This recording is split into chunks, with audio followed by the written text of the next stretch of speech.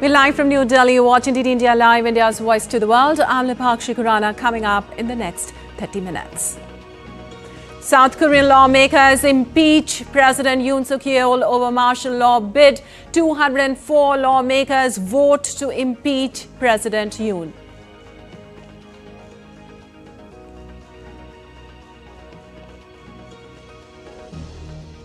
Prime Minister Narendra Modi to respond to debate on 75th anniversary of India's constitution in the Lok Sabha today.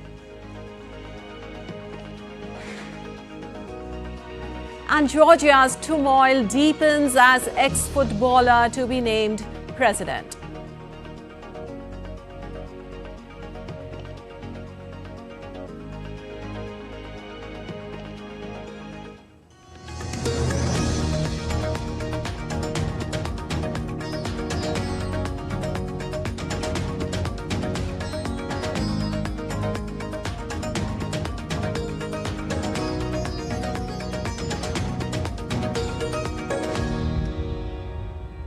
And on to the top story this hour. South Korean lawmakers on Saturday voted to impeach President Yoon Suk-yeol over his failed martial law bid.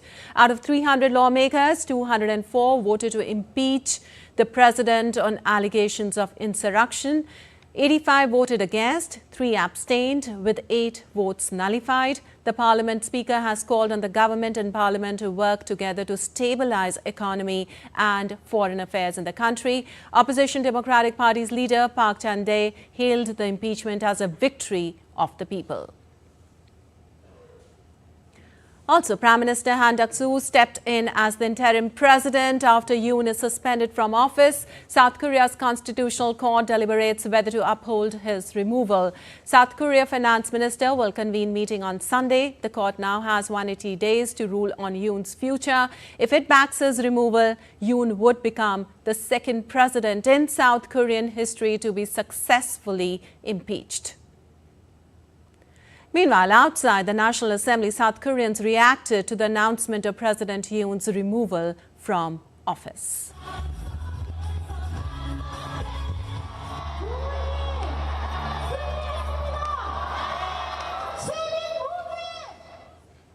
And for more on this, we have Amritpal joining us. Well, Amritpal, South Korean President Yoon, after his botched martial law bid, has been finally impeached. Thousands on the streets out there. Yoon now would lose authority, though he has vowed to fight until the very last minute. Now, the big question is, what next?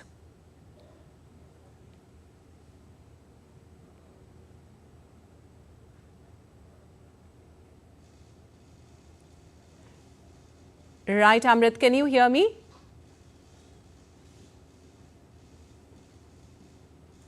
Amrit, am I audible to you? We'll connect with Amrit in a short while from now again. Meanwhile, let's go on here. Lower House of the Lok Sabha resumed a special discussion on Saturday on the glorious journey of 75 years of the Constitution of India. The Lower House began proceedings with members of the House speaking on 75th anniversary of the adoption of the Constitution of India.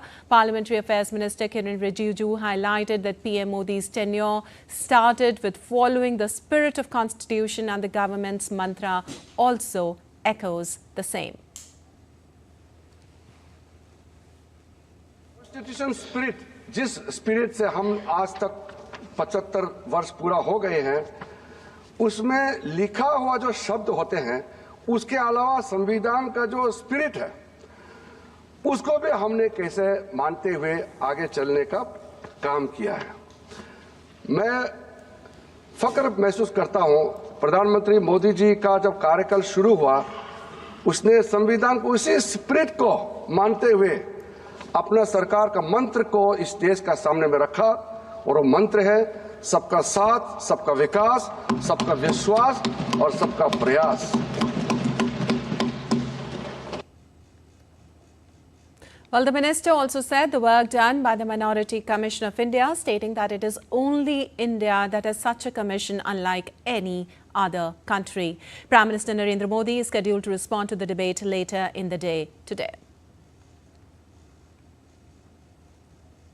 Commission यहाँ बनाया गया है, उसका नाम है national commission of minorities act.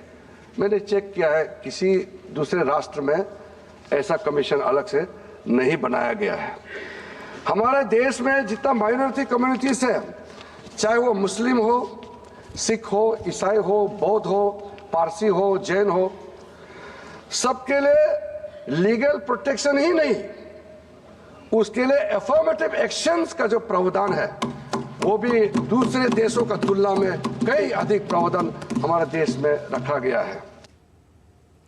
Well, the Rajya Sabha is scheduled to take up the special discussion on the Constitution on Monday and Tuesday. Prime Minister Modi is expected to respond to the debate on Tuesday in the upper house.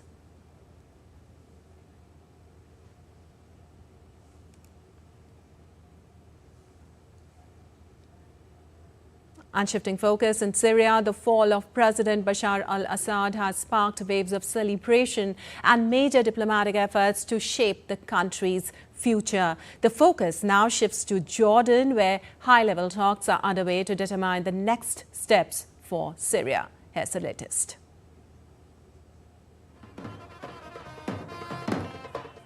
These are visuals of celebrations in Syria. Fireworks lit up Syrian skies.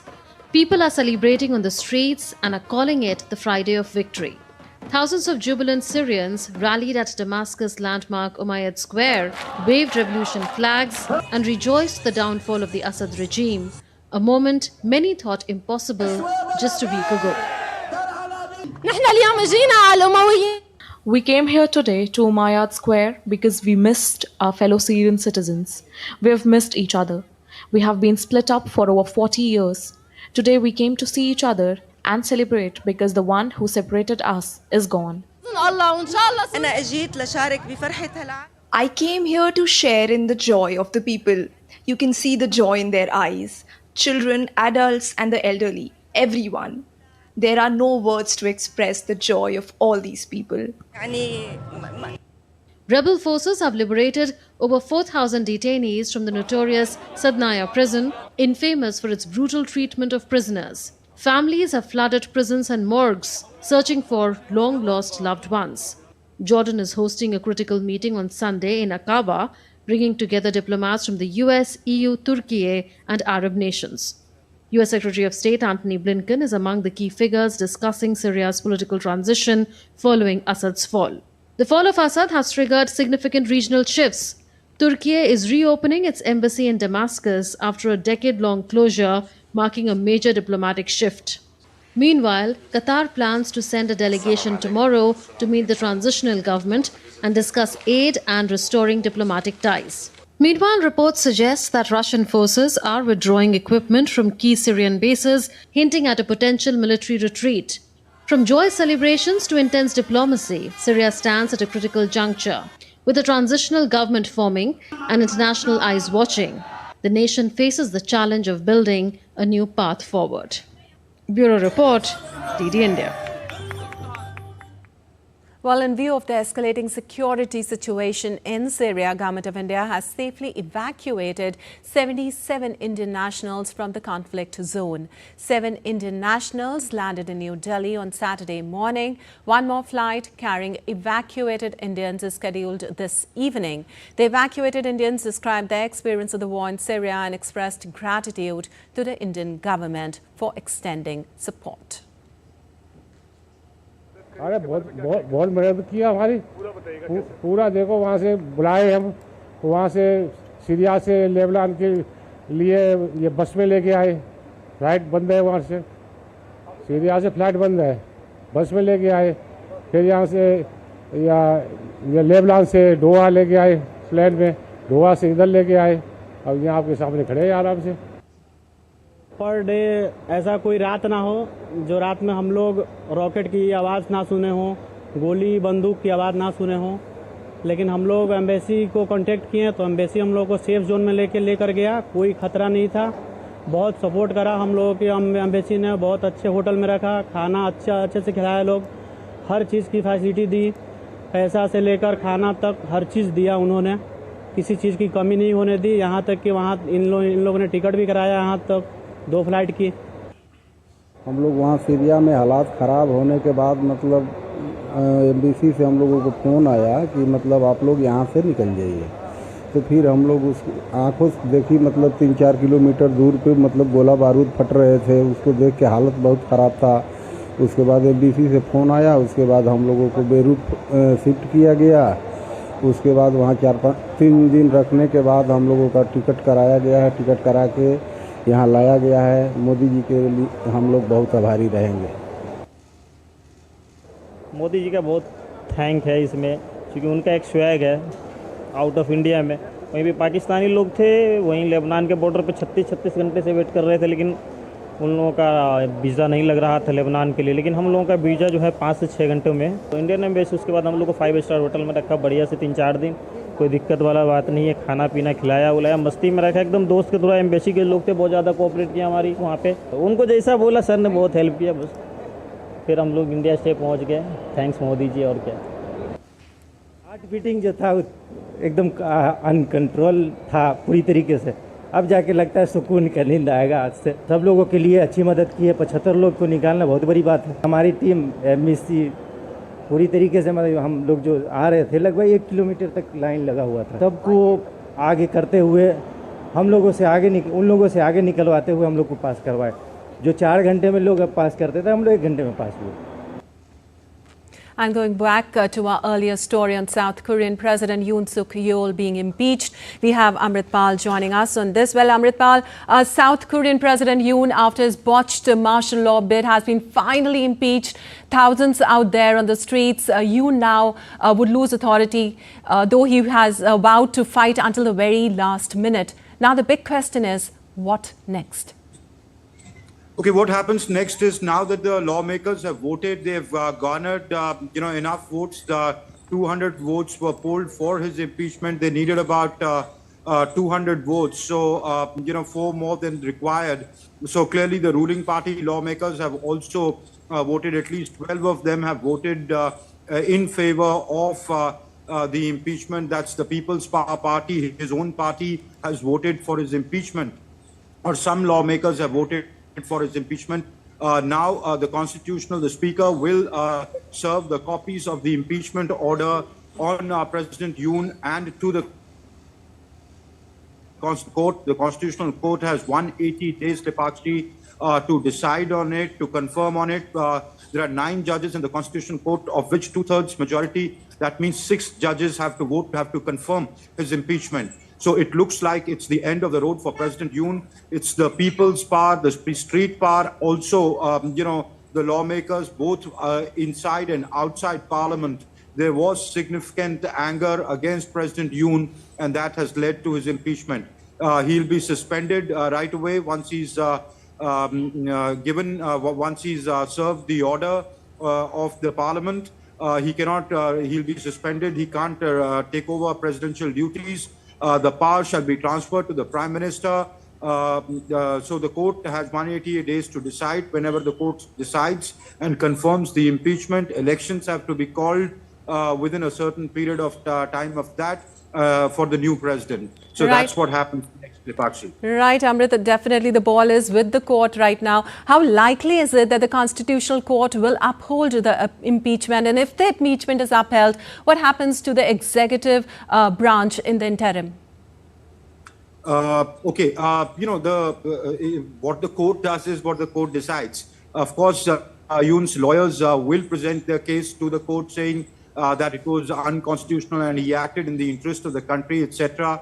But it is for the court to decide which way they want to go. It looks like that the likelihood of the court deciding for the impeachment, confirming the impeachment of President Yoon, is more likely, unless President Yoon comes up with some kind of legal lacuna that the Parliament had.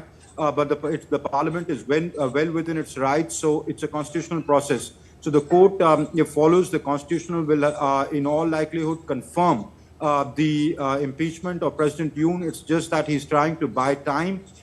It looks like it's the end of the road. What happens to the executive? The Prime Minister takes over the presidents of the powers of the president and appoints ministers and runs the economy and the affairs of the country. Right now, the Speaker has called that the economy and the foreign affairs must be taken note of, and there is an emergency meeting that has been called. The opposition party has the numbers in the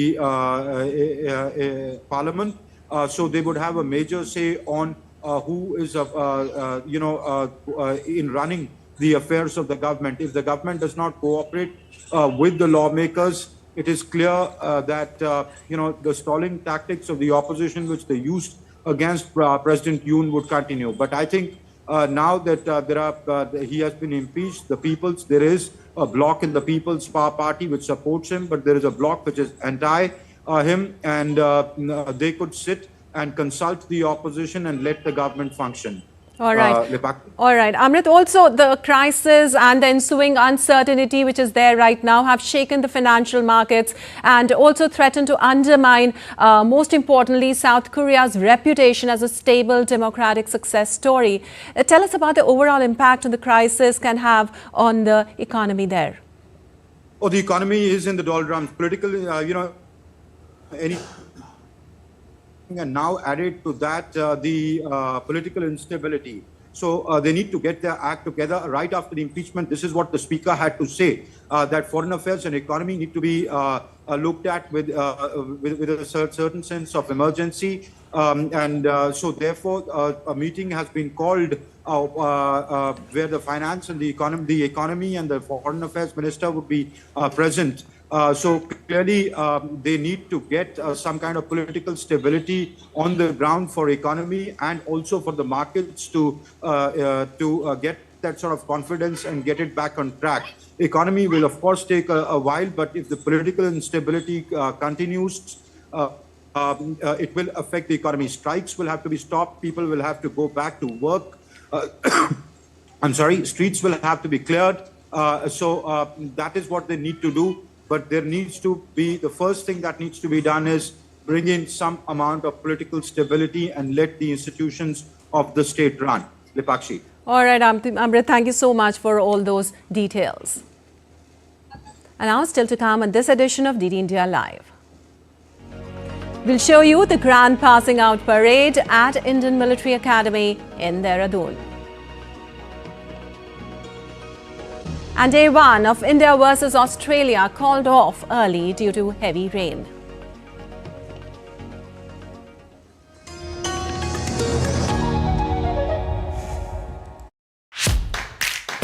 So we begin our journey exploring the factories where cricket gear is made, uncovering the process that has made Meerut famous worldwide. Meerut was one area which was allocated for sports industry. They have done very well, they are making a cricket bat, cricket ball, or pads, leather goods. All around the world, they get their bats made in India. So you can imagine the kind of work they put in, and it's not an easy job. There is a lot of hard work, a lot of craftsmanship, a lot of precision that goes inside the product.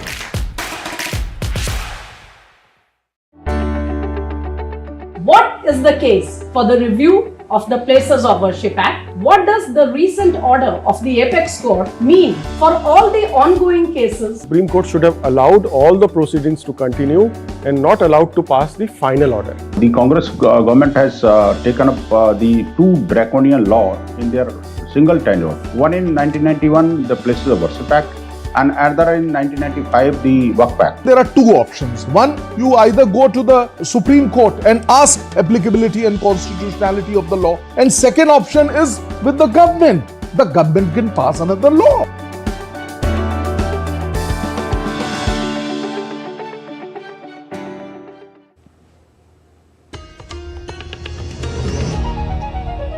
Welcome back. You're watching DD India Live. I'm Lipakshi Khurana, and moving on as winter session of Indian Parliament is on its way. DD India's Anil Thomas joins us for more live from Parliament. Well, Anil, a special discussion on the Constitution is underway in Lok Sabha right now. Can you give us the highlights?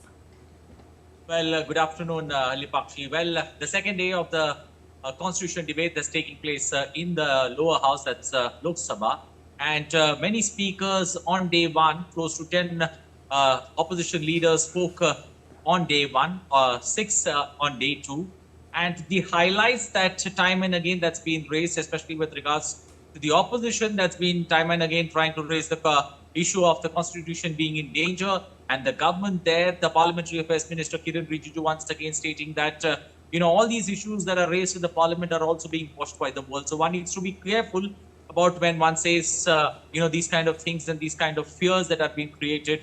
And many MPs from the BJP stood up and have given point by point rebuttal. Some went to the extent where ruckus broke out in the Lok Sabha during the discussion. The chair was called. The chair had to step in and had to solve that particular movement, especially those high tension movements that were created in Parliament. But all in all, day 2 of the debate has been very peaceful. If one looks at this particular session of Parliament, that's very stormy in the upper house as well as in the lower house. But this particular debate that's currently on has been smooth, and currently the leader of opposition, that's Rahul Gandhi, is speaking on this particular debate, and followed by which you'll have the Prime Minister there replying to it, which could be the top moment of this particular debate. All right. Anil, of course, when is Prime Minister Modi expected to respond to the debate in the lower house? Well, the leader of opposition currently, Rahul Gandhi, is speaking. So his speech could be roughly, if one takes a look at the time that he gets, roughly around an hour that he could speak. The Prime Minister is expected around, post 4:45, between 4:45 and 6. That's the, likely time that the Prime Minister will stand up to reply. But all in all, day 2, if day 1 was the Union Defence Minister who opened the debate, and the newly elected MP from Kerala, Wayanad, Priyanka Gandhi Vadra, being the first leader from the opposition to reply to that particular debate or to open the debate for the opposition, day 2 could be a big slugfest between the leader of opposition, Rahul Gandhi, versus the Prime Minister, Narendra Modi. And that could be something that the entire Parliament, the world and India would be looking forward to listen. This particular debate that takes place in Parliament on the 75th year of the drafting of the Indian Constitution. All right, Anil, of course, looking forward to it. Thank you so much for all those details. And shifting focus to Europe now, Georgia's ruling party is set to appoint a far-right loyalist as president on Saturday in a controversial election process as thousands of people again prepare to take to the streets in pro-EU protest. The Black Sea nation has been in turmoil since the governing Georgian Dream Party claimed a victory in contested October parliamentary elections. Its decision last month to delay EU accession talks ignited a fresh wave of mass rallies. Rallies are scheduled for Saturday when Georgian Dream is set to install former footballer Mikhail Kevelashvili as president. Thousands of pro-EU demonstrators filled the streets of the capital, Tbilisi, on Friday, rallying in a dozen different locations before gathering outside the parliament. The opposition has said it will boycott Saturday's indirect vote in parliament, insisting Salom Zurabishvili remains the country's sole legitimate leader. I think that this election in October were rigged, so any actions that will be taken after these rigged elections cannot be legal. So we don't even think about the outcome of these fake elections that they have tomorrow, because it doesn't matter, it doesn't make any sense. There is only one party in the parliament who is making this decision. There will be no opposition, so there is no Georgian people's voice participating in this election. And moving on, India's Vice President Jagdeep Dhankhar attended the 50th Foundation Day program of Indian Post and Telecommunication Accounts and Finance Service in New Delhi. Today, the Vice President was also accompanied by Union Minister Jyotiraditya Scindia. Speaking at the event, Jagdeep Dhankhar highlighted the need of transformation of service delivery from traditional methods to cutting-edge solutions.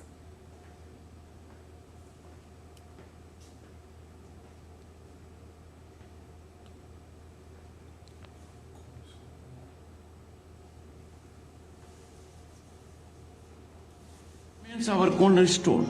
Your roles as administrators, financial advisors, regulators, and auditors must evolve to meet tomorrow's challenges. This evolution demands that we transform service delivery from traditional method to cutting-edge solutions. We have to measure up to the challenge, to convert the challenge into opportunities, and make life of everyone in this country seamlessly connected to his or her ambitions. I'm happy to note, and other services can emulate your methodology. Our services need to be more dynamic, they have to adapt to rapid technological challenges, societal challenges, while maintaining foundational integrity. All right, the prestigious Indian Military Academy, Dehradun, conducted a grand passing out parade today, commissioning 491 officers, including 456 for the Indian Army and 35 for allied nations. The historic drill square in front of the iconic Chetward building was the stage for this ceremonial parade, marking the culmination of rigorous training for the officer cadets.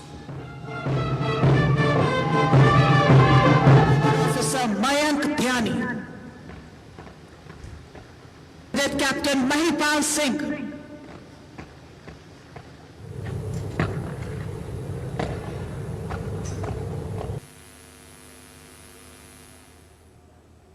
And on to some sports news now. Reinforced early stumps at Gabba. Australia ended the day one of third Border Gavaskar Trophy test in Brisbane on 28 for no loss. Earlier, India won the toss and opted to field. Australian openers Usman Khawaja and Nathan McSweeney negotiated the new ball well until the play was called off. It could be a series-deciding game as both the teams are levelled at 1-1, with Australia marking a remarkable comeback through the pink ball test that took place in Adelaide.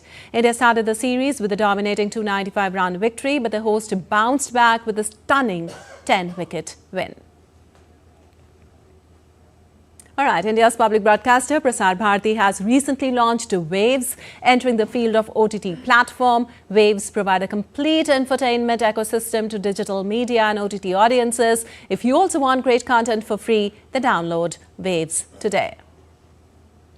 That's all for this edition of DD India Live, but let us know your thoughts on the news of the day. For those on the go, you can get all the latest news and updates from India and across the world in the DD India mobile app. The app is available on both Android and iOS platforms. Scan the QR code on the screen to download now. Well, we'll be back with more news as it breaks here on DD India. I'm Lipakshi Khurana from all of us here in Delhi. Thanks for watching DD India Live.